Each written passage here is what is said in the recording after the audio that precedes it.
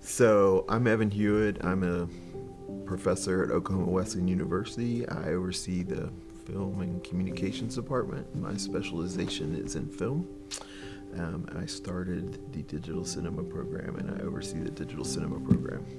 So during the digital film production spring 2020 class, we were setting about to make a short film. I had a student in my screenwriting class write one of the best short screenplays that I've ever read. A shooting incident, a racial shooting incident, in which the police officer who shot the young black man and the sister, it's her brother who gets shot, they end up in an alley together, kind of stuck together there. And I just thought this was it was just a phenomenal idea because of the inherent conflict and irony that's there, that these two have to face each other and work out their differences. So we have one semester to develop the idea, do all the pre-production for the idea, produce the film, actually go out and shoot it, then edit it, then actually put all the marketing kit, what we call EPK, together. And we have to do that in the course of one semester, which is about 3.5 months. In addition to that, we have here at Oklahoma Wesleyan, at the end of the academic year, film and design showcase in which we show our best work. And the film then is kind of the showcase piece of that event.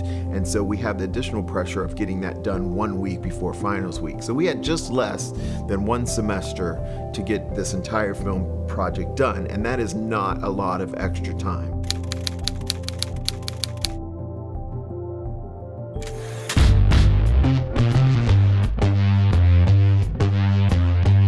So I believe I came in on day 1 and I had the students read the script, because we really want to get everybody on the same sheet of music in terms of understanding the story, understanding the parameters of the story, and then beginning to identify all the production elements of the script.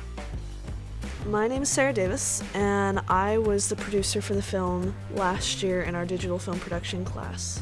So as a producer, I handled a lot of the pre-production process, which meant that I was contacting all of the actors, I was organizing the different parts of our pre-production into production. So the costume department, setting up our locations, making sure everything was in order, making sure I sent all of those invoices, so making sure that we stayed within budget, basically had everything set up before we started filming.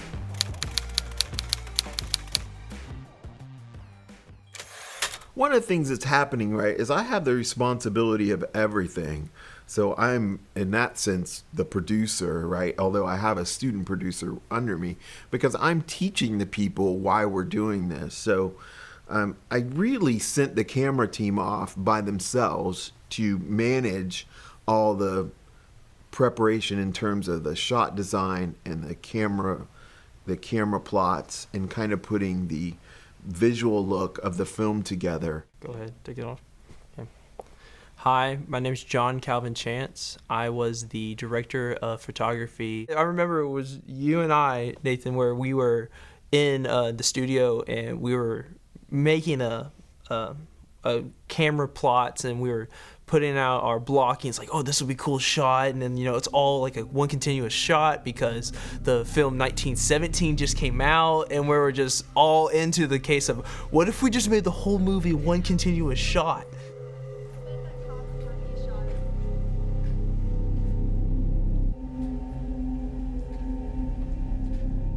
In my head, I was thinking of so many ideas that just didn't happen. It just did not happen. Hello, my name's Paige Bostwick, and I was the first AC. I was like assistant with the camera and stuff, and so I think just being there and seeing how a scene could be shot from so many different perspectives, it was really cool to see how many different shots you needed to complete one scene. And so I think doing that and hearing everybody have their own opinion was kind of hard, settling on one thing. But I think it came together.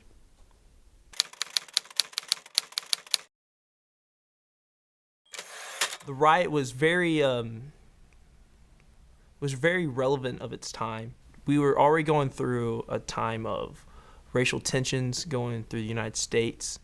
just kind of, it's kind of like on the edge. Like there's a line, you know, and it's like some people just don't like talking about this kind of stuff, and so it was just kind of like edgy for us to film something like this, just because there were so many just different opinions that could come from it, and I thought it was gonna be really good for a school like us to film something like that and have that message.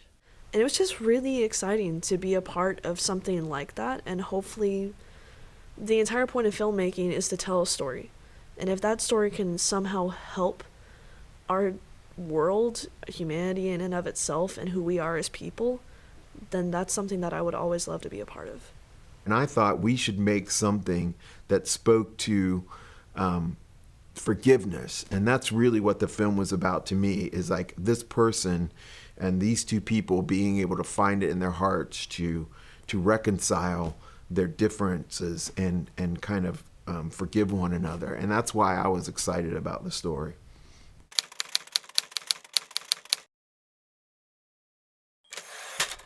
So we were about 4 weeks in on pre-production for the film Riot, and we came in the class one day, and we knew something was kind of off. Hewitt was in his office. He's been quiet pretty much majority of the day. And he came to us and he says, it looks like we are not going to be doing the film Riot. Okay, so somewhere in this process of doing pre-production for the Riot, we were, I believe, getting ready for casting. We put out casting notices to the State Film Commission and locally, and I just kind of, as a hindsight, sent forward the script to the administration at the school because I wanted them to know what we were up to. Just generally, we were, going to be off location, shooting a film on location. And when I got the word back that the administration was not happy about the story, they were very concerned about the racial tension in the film, the story. They didn't see it, I don't think, as resolving in forgiveness exactly the same way that I did. And they told me they wanted to go through this whole review process with different students to try to get their take on the story. As soon as you bring in lots of people and start asking for their opinions about a story, you're going to get lots of opinions, right? Lots of feedback, all kinds of things. And we just didn't have time to indulge in that kind of process. We were out of time. In fact, now we were behind schedule by 4 weeks. And so I just said, we're done. We have to nix this project. I was out on a school trip, and then I got a text saying that it was canceled, and then I got a call from Nathan telling me the story, and I was like, what? I was like, what are you talking about? What are we gonna do? It was just so crazy, and I was like just in my head, okay, I guess we're just not gonna do a film. That's not gonna happen. After all those hours spent working so hard to make sure everything was set up, we had everything ready. For that to suddenly be wiped out of existence by one decision, it feels like a huge weight just on your chest and loss of your time in life. I told everybody, I said, look, go take the weekend off. We're going to come back next week. We're going to figure it out. And I really literally did not know what we were going to do at this point. I had no story. And so I went home with the weekend quite frustrated, as you can imagine. Now 4 weeks behind, no story. And so I was my head was not in a good place about it. And that's how I kind of went into the weekend and really just thinking, what are we going to do? I had no idea.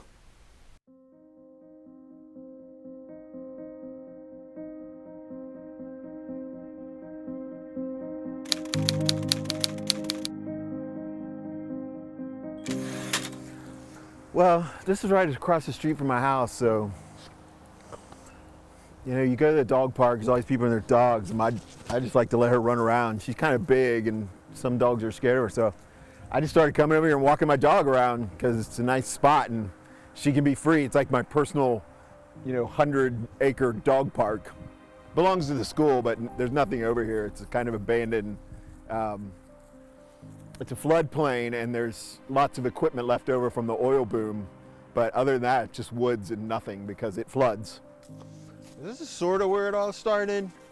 Up here you can see one of the old oil wells up on this peak up here, and there's also a pond down below that. And as we go down this little stretch here, you're gonna see some structures, and a couple of these were actually here. And this is where I just started. I was just walking through the woods and I was just looking at these things, and I don't know, just it kind of started percolating an idea in my head about, you know, what kind of people might live here, or what if somebody did live here, or why would all this stuff be here today? And that's where I started thinking about a group of kids that lived in the woods, and they were really isolated from one another, or from any other kind of population, and that there was some kind of creature stalking them, like hunting them.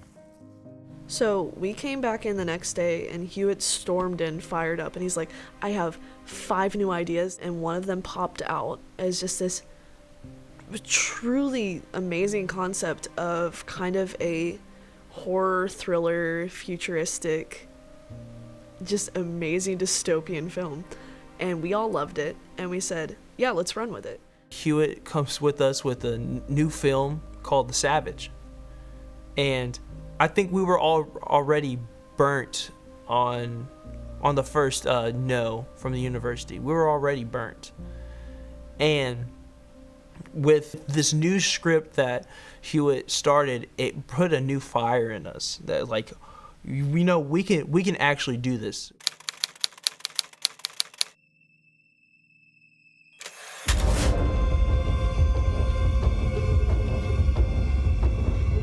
So within the span of 2 weeks, we grabbed everything that we had already done with Riot and just transitioned it as best as possible. In that short span of time, we had to create a monster, and figuring out our location, we moved it to the woods, and we actually built an entire set by ourselves. We had all these cool costumes and weapons for each character and personalities that we fleshed out in such a short amount of time for this band of kids that survived through this apocalyptic event. You know, when you start doing things too fast, it just... everything suffers a little bit, right? And I think things did suffer. We took Nathan and we put Nathan as a freshman in a director's role. My seniors in this case did not want the director's role, and so they didn't choose it. And Nathan was motivated and wanted it, and so I gave it to him. And then I kind of sent him off. So, you know, it was, in retrospect, it was a lot of weight to place on somebody. And he and I actually talked about it in Aftermath, and I was like, look, it really wasn't right. I threw you into something that was too much. And so that did create a little bit of tension in and of itself, because he was struggling just to try to get everything done, and I was dealing with all this other stuff, so I really wasn't giving it the attention that I could have or should have been giving it in terms of helping the camera team come up with the kind of stuff that they needed. So, you know, amongst all the good things that were happening, it's like I said, there were tensions and there were struggles that were going on, but I think everybody was getting there, but it was not an easy journey.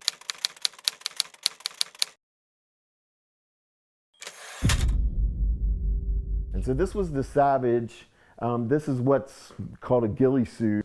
We put bones and feathers on it. The Savage was going to be almost 8 foot in the 9 foot range, and this is how we were going to get the Savage to not only be tall, but to also walk like an animal.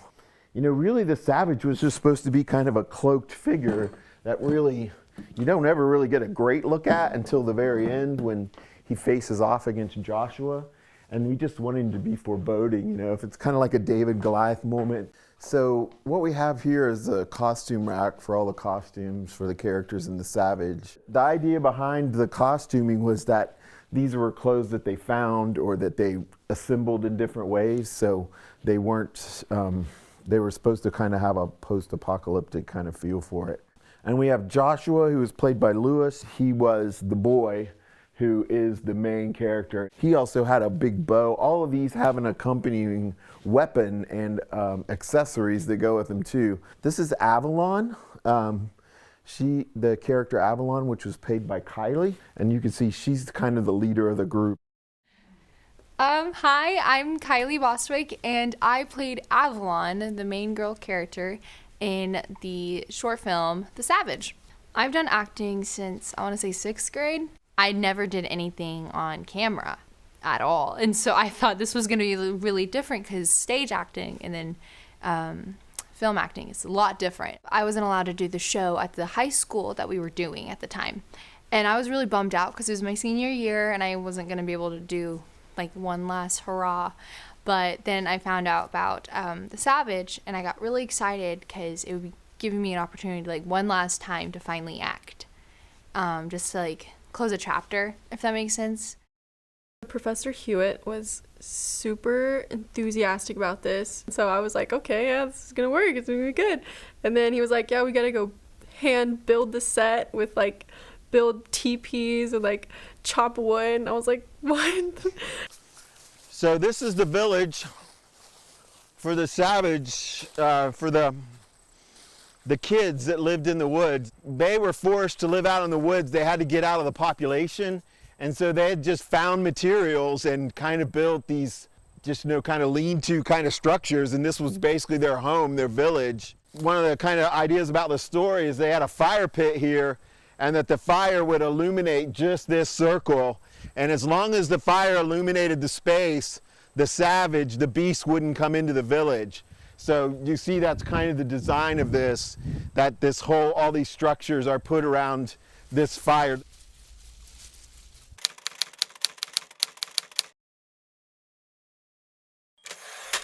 We get out on the set, and you have all of our class that's out there. We have all these kids around high school age, and they're having fun. They're excited. They've never been on a film before. Our class was excited because we never made a film before, and we get out there, and first day was a little rough. All right, we didn't know what we were doing, honestly.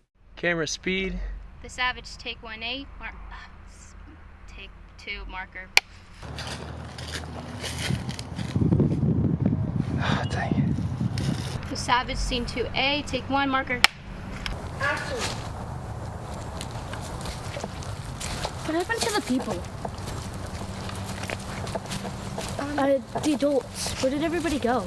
Let's go back to 1. Yeah, sorry. The Savage, scene 2A, take 2, marker. Action. What happened to the people? I mean, the adults. Where did everybody go? The Savage, scene 2A, take 3, marker. I just try to focus on here and now. Keep making sure everyone's... I'm sorry. Blech. Scene 2A, take 4, take 5, take 6, take 7. The Savage, scene 2A, take 8, marker. Action. They're back.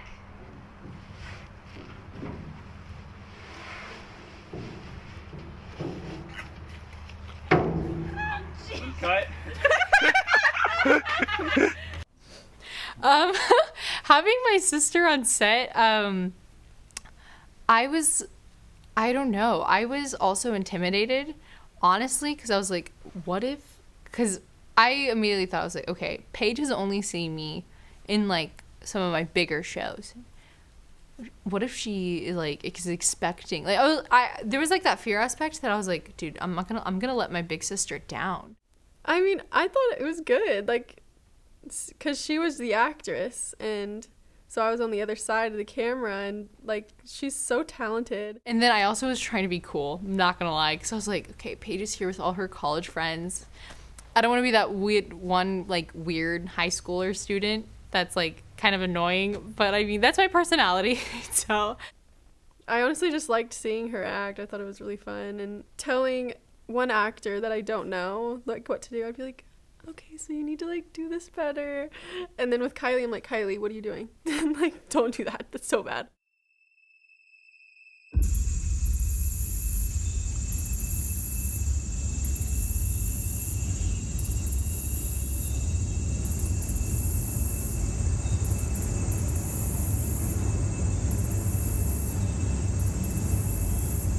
We go out there and we shoot this super cool beginning scene of like, you know, the tall grass is flowing, and Avalon and Joshua are coming out of the tall grass, and they're hunting for an animal. And while we were out there, there were a ton of hogs, and so we just joked around, what if we just shot a hog? I absolutely love the beginning of that first scene. It's from what you saw behind the camera, it was just the coolest thing. You know, it was something that I'm never going to forget.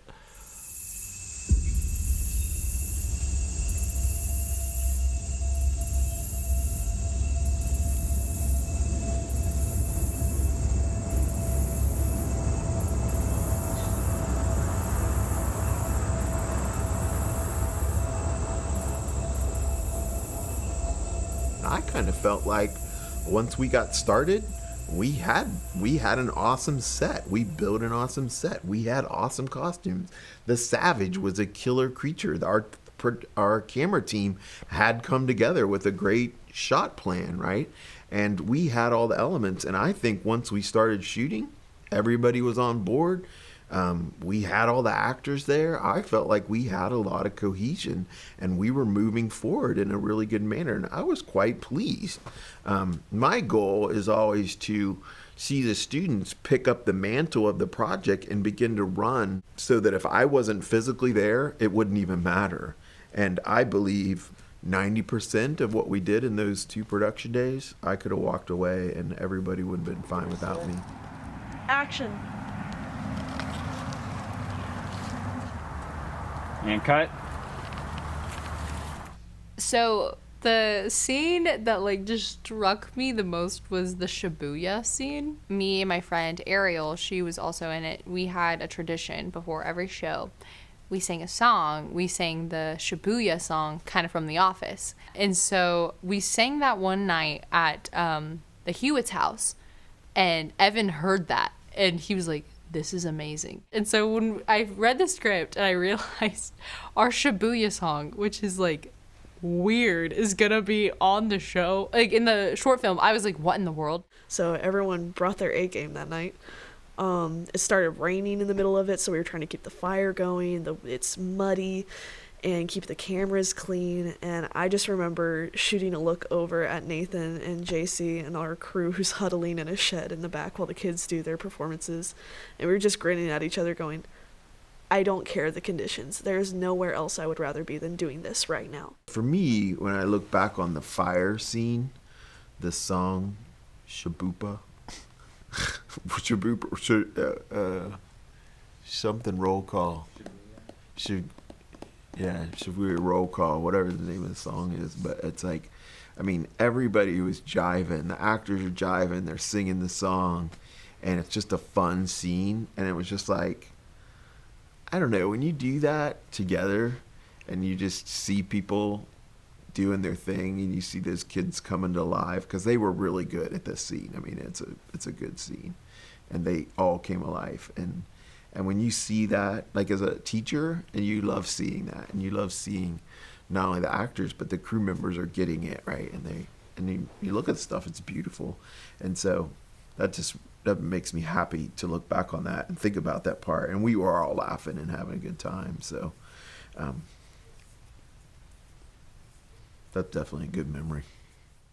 The Savage scene for A, take 1 marker.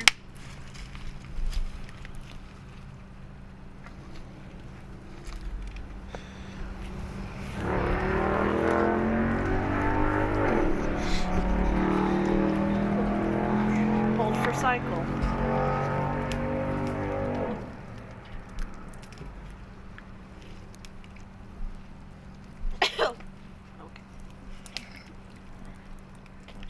Camera set.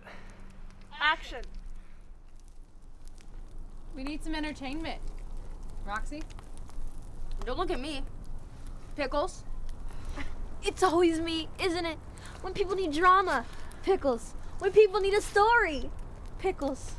Where would you all be without me? Oh, shut up and dance, you monkey. We need entertainment, not a diatribe. Shibuya roll call. Shibuya roll call! Shibuya roll call! I hear you! I hear you. The people have spoken. They want me.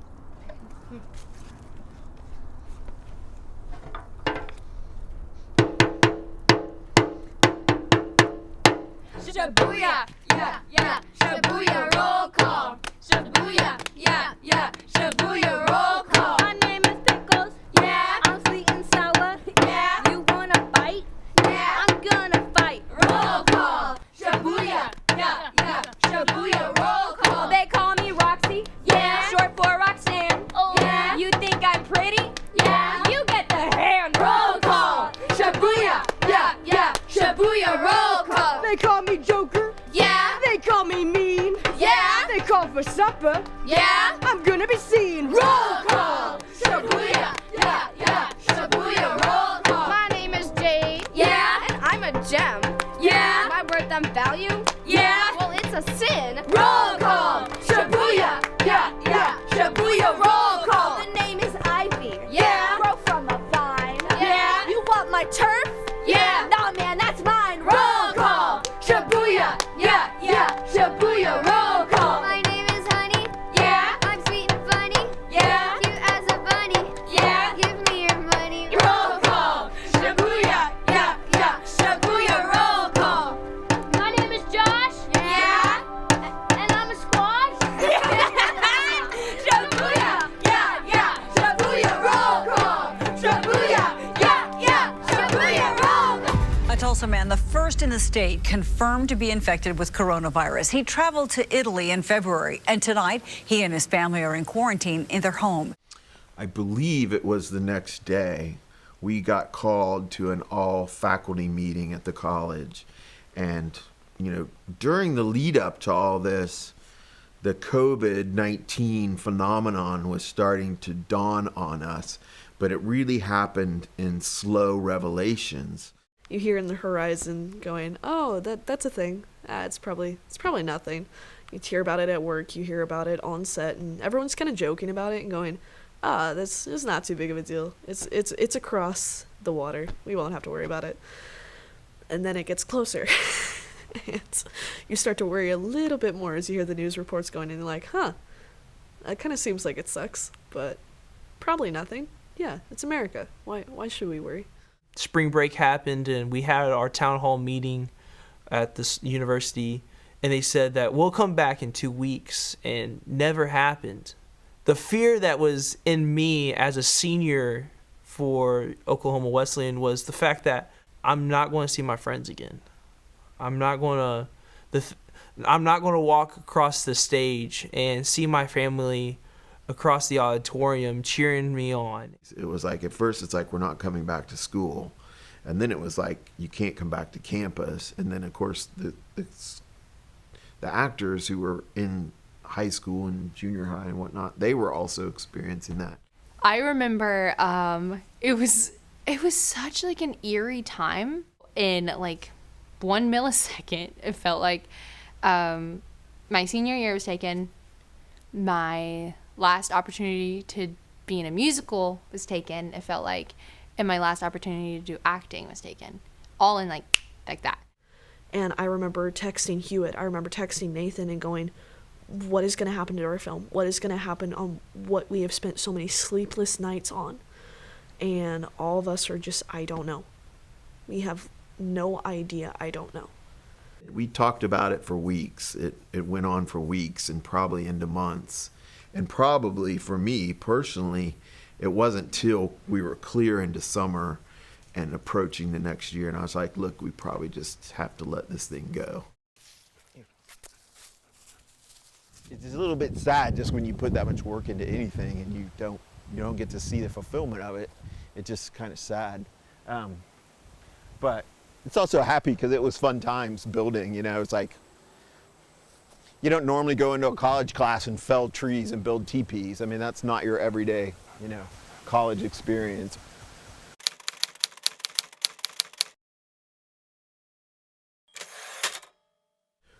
There are thousands of filmmakers that start making films and they never complete them. I just don't want to see that happen because I believe it sets a precedent that I don't want my students to walk away with. I want them to finish what they start. I want them to set out and go through the whole process to the very gritty end. And so now you have a film that's unfinished and a class full of people who have to finish their digital film production class, and they can't physically come back and finish film. So I devised an idea from a previous class I had, and I said, look, we've gone through the whole process academically of how you create a film, right? Idea conception, write a script, do the pre-production, and how you do it. So I said, these people have all the pieces.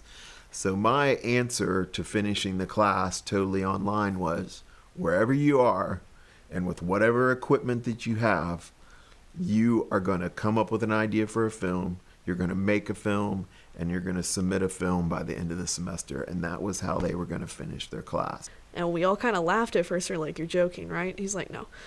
Because we still needed to make a film for the class. I only had my cell phone, and that's about it. And so I had to be able to use just like the smallest things and try to create something really big out of it. When I was writing my little short film, it took me days to even write something down, because I knew that if I started writing it, that will I be able to finish it? I think that really came to the point, because I already had the last two films just taken away, where now will it be done? You know, came to a point where I ultimately saw it as I'm not going to finish it. And the more and more I worked on it, the more that I saw what was the importance behind it, that creativity came out of something. And I think that's ultimately how the other two films worked, where the other two films weren't about ourselves. It wasn't about the accolades. It wasn't about, it was about helping others when they don't know how to explain what they're going through. It was so amazing to see those submissions start rolling in when finals came, because I sat there and I was like on the back porch of a house trying to just get some air because I was so tired of being cooped up, and I just looked down at my laptop and started watching. And it makes you feel closer to people, and I think that kind of is the key theme of what film is on this, because you can see the heart of someone who made what it is. If we hadn't been able to make Savage, you would see the heart of what the crew had and what we put into it. And each one of those films, even if they were cheesy, same for my own, even if they had such good editing and detail, all of them came from each individual's creativity, each individual's heart.